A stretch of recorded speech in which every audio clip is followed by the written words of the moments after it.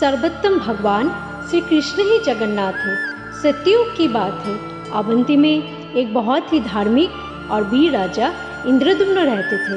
वे भगवान के वास्तविक स्वरूप को देखने के लिए इतने उत्सुक हो गए कि इनका राज्य में से मन ही उठ गया। कुछ दिनों से मेरा मन राजपाट, सुख, सौंदर्य इन सभी चीजों से उठ चुका है। मेरा मन भगवान के श्री पावन दर्शनों के लिए व्याकुल है, परंतु मैं ये नहीं जानता कि उनके पावन दर्शनों का सौभाग्य कैसे सार्थक हो सकता है। क्या आप लोगों में से कोई बता सकते हैं? महाराज, इस सतयुग में भगवान के दर्शन करने का एकमात्र मार्ग है ध्यान। अष्टांग योग के माध्यम से ध्यान लगाकर हृदय में परमात्मा रूपी भगवान के दर्शन किए जा सकते हैं। अष्टांग योग की पूर्ण प्राप्ति के लिए हमें किसी निर्जन स्थान या किसी पर्वत पर जाना चाहिए। राजन, किसी यज्ञ का आयोजन करवाकर आपको भगवान के दर्शन अवश्य ही प्राप्त होंगे। हे आदरणीय ब्राह्मण, आप सत्य कहते हैं, परंतु आप मेरी विडंबना को समझिए। मैं भगवान के दर्शन तो करना चाहता हूँ, परंतु अपने हृदय रूपी कमल या हवन कुंड में नहीं, परंतु साक्षात। कृपया इसको ध्यान में रखते हुए बताएं, क्या मेरी परेशानी का उत्तर देने वाला कोई नहीं है? है महाराज, है। महाराज की जय हो। महाराज, भगवान श्री विष्णु एक विग्रह के रूप में प्रकट हुए हैं। महाराज, परमेश्वर भगवान अपने सच्चित आनंद के रूप में इस जगत में आए हैं। महाराज, वह लवण समुद्र के किनारे एक नीलाद्रि पर्वत के शिखर पर विराजमान है। महाराज, कर्मी जनों के लिए उनका दर्शन कर पाना कठिन हो सकता है, परंतु भक्तों के लिए भगवान की कृपा से यह सबसे सरल उपाय है। भगवान और उनके विग्रह में कोई अंतर नहीं है, इसलिए इस सुख दुख के भव सागर को पार करने वाले श्री विष्णु नील माधव के रूप में प्रकट हुए। आपके वचन सुनकर मैं धन्य हो गया। आपके मुख से निकला हर शब्द मेरे लिए वेद मंत्र है। मेरी वर्षों की प्रार्थना आज भगवान ने स्वीकार कर ली। मैं तुरंत नील माधव की खोज में पूरब दिशा की ओर जाता हूँ। जल्दबाजी ना करें महाराज। नील माधव की खोज के लिए यदि आप जाएंगे तो राज्य का सारा कारोबार बंद हो जाएगा और ये आपकी सुरक्षा हेतु भी उचित नहीं है महाराज। मैं भगवान नील माधव के समाचार का प्रतीक्षा करूँगा। आशीर्वाद दे महाराज। विजयी हो।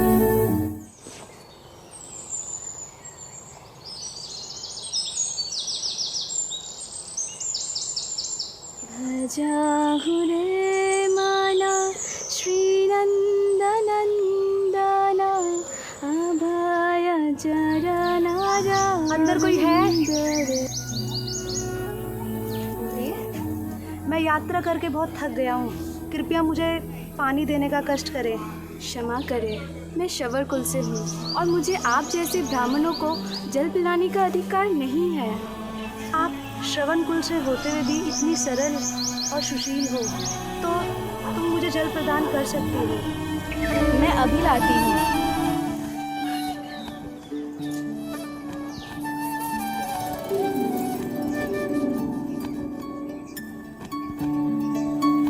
मेरे पिताश्री आते ही होंगे, कृपया कुछ समय रुक जाने का कष्ट करें। पिताश्री, आज हम धन्य हो गए। आज हमारे घर में अवंतीपुर से ये ब्राह्मण आए हैं। आपकी पुत्री ने मेरा बहुत ही सरल भाव से इतना आदर सत्कार किया। मैं आप लोगों का बहुत आभारी हूँ। आज मेरे लिए परम सौभाग्य का अवसर है कि आप जैसे सर्वोत्तम ब्राह्मण मेरे घर में अतिथि रूप में पधारे हैं। हमारा अनुरोध है कि यात्रावश थके होने के कारण आप कुछ दिनों के लिए हमारा आतिथ्य स्वीकार करें। सवर राज विश्ववसु विद्यापति से बहुत ही प्रभावित हुए और उन्होंने अपनी पुत्री का विवाह विद्यापति से कर दिया।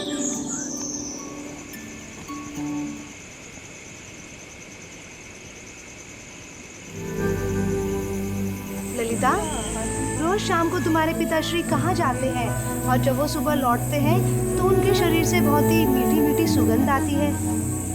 मेरे पिताश्री नील माधव का दर्शन करने जाते हैं। और वहाँ अनेक देवी देवताएं भी आते हैं और अपने साथ अनेक सुगंधित पुष्प भी लाते हैं। शायद इसी कारण आपको उनके देह से इतनी सुगंधित खुशबू आती है। क्या नील माधव का दर्शन?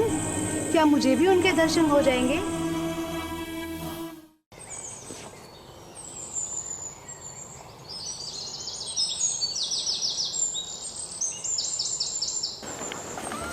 ललिता, ललिता, जी पिताश्री।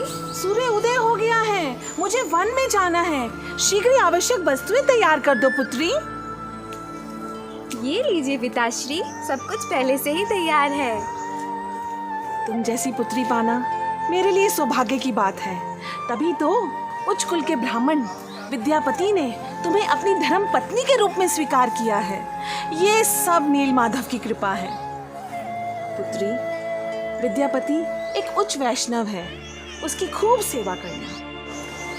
पिताश्री, मैं अपने पति की सेवा करने और उन्हें प्रसन्न करने की कोशिश कर रही हूँ, परंतु एक विषय में मैं उनकी इच्छा पूर्ण करने में असमर्थ हूँ। क्यों? इसका क्या कारण है? पिताश्री, उनकी समस्या का समाधान तो आप ही के पास है कि आप रोज़ वन में जाकर जिन नील माधव का दर्शन करते हैं, उन नील माधव का दर्शन मेरे पति भी करना चाहते हैं। मैं नील माधव के दर्शन करने जाता हूँ, इसका विद्यापति को कैसे ज्ञात है? वो मैं नहीं जानती पिताश्री। झूठ बोल रही हो तुम। अपने पति की मीठी मीठी बातों में आकर तुमने अपने पिता को दिया हुआ वचन तोड़ दिया। नहीं नहीं पिताश्री, नित्य संध्या आपके घर लौटने के उपरांत पूरे घर में फूलों की खुशबू फैल जाती है, मानो कोई पुष्प वाटिका हो। षड्यंत्र! ये राजपुरोहित बहुत ही चतुर निकला। नील माधव के निवास स्थान को जानने के लिए ही उन्होंने तुमसे विवाह किया। नील माधव का राज केवल मुझे पता है और मुझे उनसे कोई जुदा नहीं कर सकता। नहीं नहीं पिताश्री, ऐसा मत कहिए। आप ही ने तो मुझे सिखाया है कि पति की सेवा करना मेरा धर्म है। हे नील माधव, ये कैसी परीक्षा की घड़ी है? ठीक है, लेकिन मेरी एक शर्त है। शर्त? कैसी शर्त पिताश्री? मैं विद्यापति के दोनों नेत्रों पर पट्टी बांधकर उसे नील माधव के स्थान पे ले जाऊंगा। विद्यापति ने विश्ववसु से छुपाकर सरसों का बीज अपने साथ ले लिए, जिन्हें वो नीलाद्रि के मार्ग पर बिखरते हुए वहां पहुंचे, इस विचार के साथ कि यही बीज भविष्य में यहाँ पहुंचने के लिए उनका पथ प्रदर्शक का कार्य करेंगे। यही मेरे नील माधव का निवास स्थान है। मन मंदिरे राहानिशी दीने कृष्ण मुरारी, श्री कृष्ण मुरारी।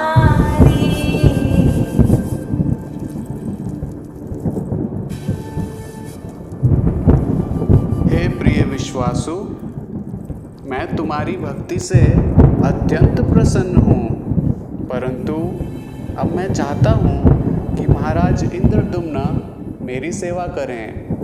आप ये मत सोचो कि मैं आपको छोड़कर जा रहा हूँ। नहीं स्वामी, नहीं, ये कैसी विडंबना है। अब तक हमारे बीच जो प्रेम का संबंध था, क्या वो टूट जाएगा? मैं ये कदापि सहन नहीं कर सकूंगा। नील माधव का मन भटकाकर तुम ही हम दोनों को जुदा कर रहे हो। मैं तुम्हें नहीं छोड़ूंगा। मुझसे मेरे नील माधव को कोई नहीं छीन सकता। 2 महीने बीत गए, परंतु नील माधव का अभी तक कोई समाचार नहीं है। महाराज, महाराज! विद्यापति! महाराज, मुझे नील माधव के स्थान का पता चल गया है। महाराज! विद्यापति, कहाँ है श्री नील माधव? मुझे जल्द ही उनके पास ले चलो। मैं उनके दर्शन करके अपने आप को धन्य करना चाहता हूँ। वो नीलाद्रि पर्वत के एक शिखर पर दिव्य मंदिर में विराजमान है।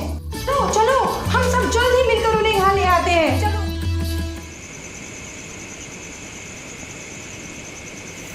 सरसों का बीज इस बीच पौधों के रूप ले चुके हैं। इन्हीं पौधों के सहारे विद्यापति राजा के साथ यहाँ पहुँचे। कहाँ गए नील माधव के विग्रह? कहाँ गए नील माधव के विग्रह? निश्चय ही विश्वासु का काम है। बोलो बोलो, तुमने नील माधव को कहाँ छुपा के रखा है? इस पूरे इलाके को घेर लो, घर घर की तलाशी लो, ना कोई अंदर आने पाए और ना कोई बाहर जाने पाए। मैं देखता हूँ कब तक ये लोग भगवान नील माधव की खबर दिए बिना रहते हैं। जाओ। प्रयास करने के बाद भी राजा नीलमाधव को ढूंढ नहीं पाए। एक रात सपने में राजा को एक दिव्यवाणी सुनाई दी। महाराज इंद्रदुम्ना, तुम निर्दोष सवारों पर क्यों अत्याचार कर रहे हो? अब तुम मुझे नीलमाधव के रूप में नहीं देख सकोगे। मैं लकड़ी के एक कुंडे के रूप में समुद्र से प्रकट होऊंगा। आज के बाद तुम मेरे उसी रूप का पूजा करोगे। इंद्रदुम्न, तुम ब्राह्मण श्रेष्ठ विद्यापति और सवार राज विश्वासु को समुद्र की ओर भेज दो। वे निश्चय ही मुझे पानी से निकाल देंगे।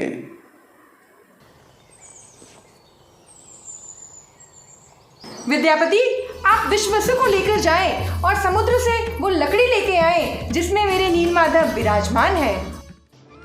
एक के बाद एक कारीगर आए। उन्होंने लगातार कोशिश की, परंतु जैसे ही अपने औजारों से कुंदे पे प्रहार करते, वो टूट के जमीन पर गिर जाते।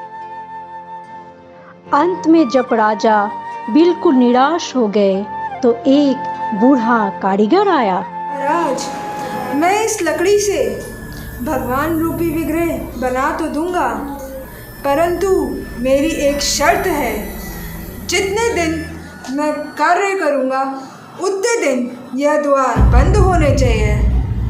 इस बीच अगर किसी ने ये द्वार खोले तो उसी समय मैं अदृश्य हो जाऊंगा। आपकी आज्ञा का पालन होगा। बूढ़े कारीगर ने अपना कार्य प्रारंभ कर दिया। उतावला राजा रोज दरवाजे के बाहर बड़ी ही आशा से घूमता और औजारों की आवाज़ सुनता। अचानक से आवाज़ आनी बंद हो गई। अपनी अधीरता में राजा सब कुछ भूलकर द्वार खोल कक्ष के भीतर प्रवेश कर गया। हे भगवान, ये मैंने क्या कर दिया? मेरे दुष्कर्मों के कारण ही भगवान श्री विग्रह का काम अधूरा रह गया। हे भगवान, मैं इसका प्रायश्चित करूंगा।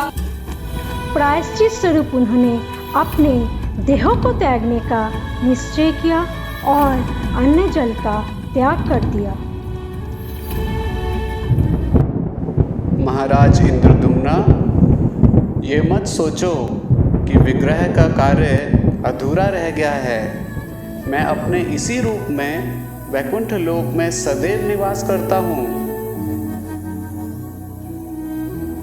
हे भगवान, आप परम दयालु हैं। इसी कारण आप मुझ जैसे पतित पर इस प्रकार कृपा कर रहे हैं। इसी प्रकार भगवान जगन्नाथ अपने भाई बलराम और बहन सुभद्रा के साथ प्रकट हुए।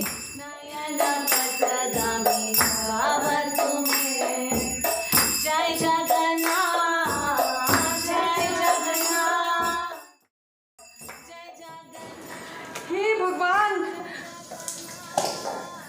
मैं इसका प्रायश्चित करूंगा। अर्जुन प्रभु की बहुत मुश्किल से हुआ था। इसलिए इस सुख दुख के भव सागर को